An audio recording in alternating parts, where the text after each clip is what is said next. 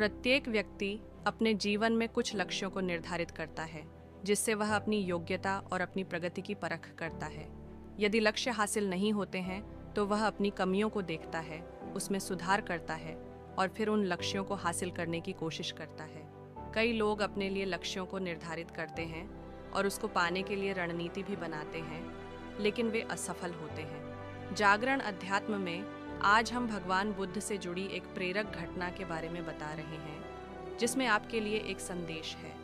भगवान बुद्ध को जब ज्ञान की प्राप्ति हो गई तो फिर वे संसार को उस ज्ञान से आलोकित करने निकल पड़े। भगवान बुद्ध किसी गांव में जीवन के विभिन्न आयामों पर प्रतिदिन व्याख्यान देते। उनके प्रवचनों में जीवन का सार छिपा रहता।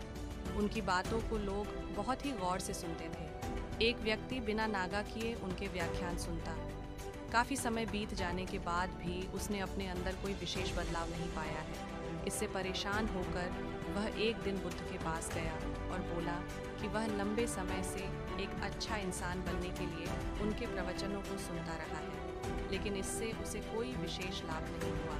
वह एक अच्छा इंसान नहीं बन पाया, उसमें कोई बदलाव नहीं आया है। उसकी बातों को सुनकर बुद्ध मुस्कुराए। उन्होंने उसके सामने उसके गांव का नाम, वहां तक की दूरी, वह वहां कैसे जाता है आदि जैसे प्रश्नों की झड़ी लगा दी।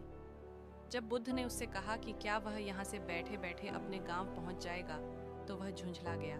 उसने कहा कि ऐसा तो बिल्कुल भी संभव नहीं, उसे वहां तक पहुंचने के लिए पैदल चलकर जाना ही होगा। इस पर भगवान बुद्ध ने कहा कि अब आपको अपने प्रश्न का उत्तर मिल गया होगा। यदि आपको अपने गांव का रास्ता पता है, लेकिन इस जानकारी को व्यवहार में लाए बिना वहां नहीं पहुंचा जा सकता है, उसी प्रकार यदि आपके पास ज्ञान है और आप इसको अपने जीवन में अमल में लाए बिना एक बढ़िया इंसान नहीं बन सकते। ज्ञान को अपने व्यवहार में लाना आवश्यक है।